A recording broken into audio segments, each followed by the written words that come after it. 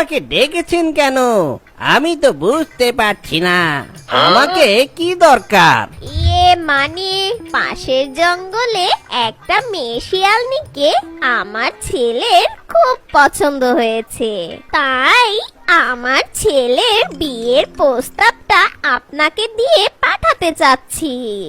ও এই কথা, আমি এখনই যাচ্ছি। আর মনে করো তোমার ছেলের বিয়েটা আমি এখনই দিয়ে দিচ্ছি। এ কথা বলে বানর ঘটক চলে যায় পাশের জঙ্গলে।